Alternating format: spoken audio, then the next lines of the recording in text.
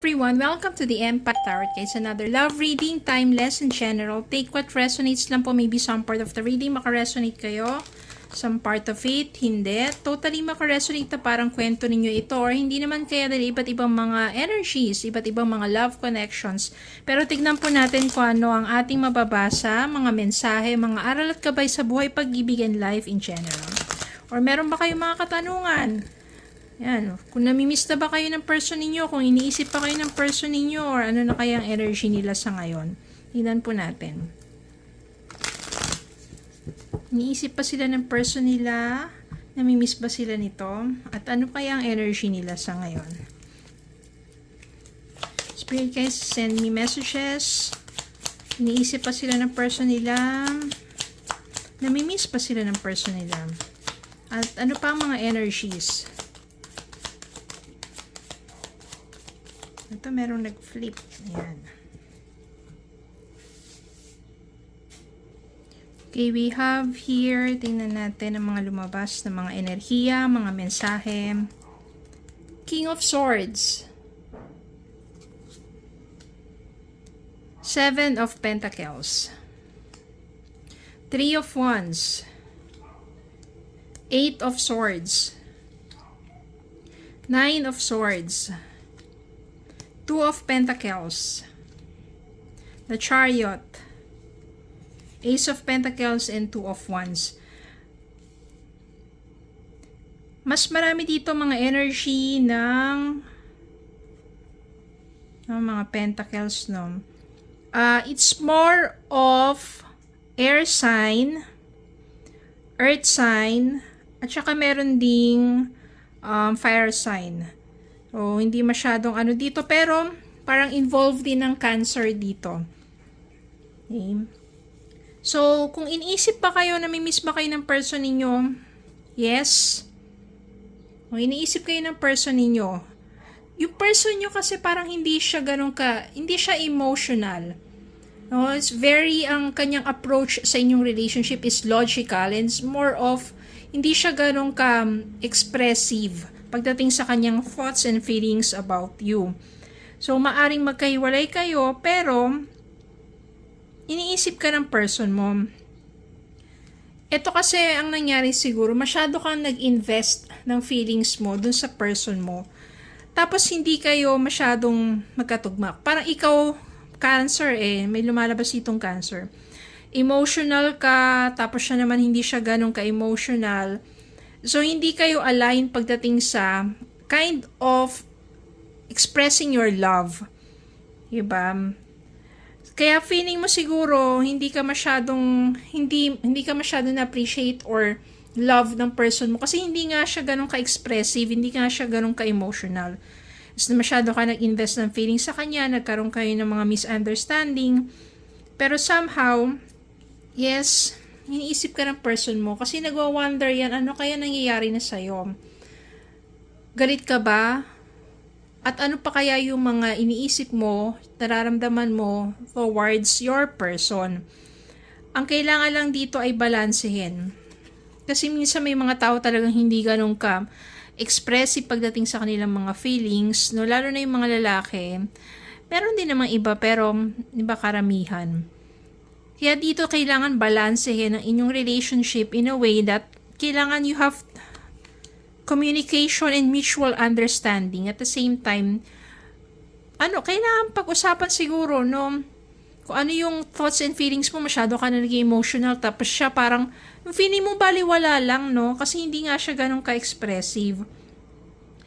Nagkaroon siguro dito ng hindi pagkakaunawaan, hindi na pag-uusap, at maaring, kaya tinatanong natin kung iniisip ka ba ng person mo at namimiss ka niya. Yes, nandito si Two of Wands at saka si Three of Wands. Somehow along the way, parang, or yan, from a distance, iniisip ka ng person mo, nagwa-wonder yan. At may mga plans siya, no, para sa inyong dalawa. Kaso nga lang ngayon, ang energy ng person mo, ito, medyo may mga stress, burden, siguro iniisip niya na ano kaya yung nagawa niya, no? or ano yung mga dapat niyang gawin kung papaano muli kayo magkakausap at magiging maayos pa. Well, ang kailangan niyo lang naman talagang gawin kung gano'n, nagkaroon kayo ng tampuhan, 'di ba? Or hindi pagkakaunawaan, is mag-reach out. Pero yung iba kasi ang nangyayari diyan ito, mental and emotional blockage. Yun yung nagiging dahilan kung bakit wala pa rin pag-uusap. Emotional and mental blockage. Tapos yun yung nagiging dahilan kung bakit hindi siya nagre-reach out. Pero, ang mangyari dito, once na nag-reach out na siya, na-overcome na niya itong mga blockages na to in stress and anxiety, and yung mental blockage niya, sometimes yung mental blockage na yun is yung kanyang ego, yung kanyang pride. So, pag once na na-overcome na niya yun at mag-reach out na siya sa'yo, maaring magiging maayos ang inyong muling pag-uusap at pagsasama. You'll become more successful this time. Maaring magkakaroon na ng understanding, diba? And yung Ace of Pentacles dito means panibagong simula sa inyong pagsasama. New beginning and new opportunity for a deeper connection. Kasi yung Pentacles na yan, yung abundance, magkakaroon na parang, kung dati, sabihin mo na parang, napaka lang, surface level lang, yung ikaw nag-invest ka ng gusto dun sa person mo para sa'yo, diba, emotionally, tapos sa kanya parang walang reaction minsan, ang dami mo sinabi, ang sagot niya, one word, mga ganun, parang feeling mo wala pa siyang pakialam ng ganun, no? Pero dito magkakaroon ng deeper level ng ang yung connection ninyo. Kung dati kala mo parang surface level lang, this time magkakaroon ng deep.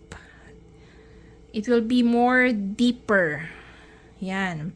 Kasi magkakaroon na ng mutual respect, understanding, at saka at the same time, maaaring matututo na rin yung person mo how to express yung thoughts niya towards you. Para nga naman, wala yung misunderstanding na yan. Okay? So, yes, namimiss ka ng person mo, nakatanaw yan minsan sa kawalan, tapos iniisip ka na nagwa-wonder yan, maaring nagpa-plan na yan on how to reach out. Hindi niya lang alam kung paano, at saka minsan umiiral din yung ego or yung pride. Pero once na talagang hindi na niya makayanan pa at iniisip ka niya ng husto at love ka naman talaga niya, magre-reach out na yan. Magkakaroon kayo ng panibagong simula. Kuha tayo ng love message para sa inyo.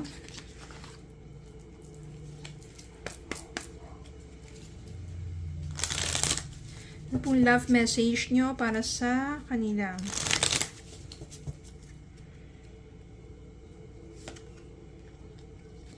Beware of codependency. Addictive behaviors are affecting your romantic life. Yan, yung mga codependency din Ito ang mga reminders. And, ito na nga, deepening. A relationship will finally deepen in the next few months. You have been waiting for this. Ito na nga. Magkakaroon na yung deep level ng inyong understanding, yung love, diba? Kasi minsan parang, siguro nandun pa lang kayo sa stage ng bago pa lang kayo, getting to know each other, marami pa kayong malalaman, madidiscover sa isa't isa. And sometimes yung mga misunderstanding na yan, kapag lagpasan nyo yan, at kayo'y magkakabalikan, diba? It will be more deeper. Soulmate. Yes, this person is your soulmate. Your connection is sacred. Maari nga talaga na soulmate kayong dalawa. Kailangan nyo lang mapagdaanan yan para mas lalong tumibay ang inyong pagsasama, mas makilala ang isa't isa, at ito na nga, mas maging deeper ang inyong connection. Okay, so yun lang po. Maraming salamat po for watching. Please don't forget to like, share, comment, subscribe, follow me on Facebook and YouTube. Have a good day po and God bless.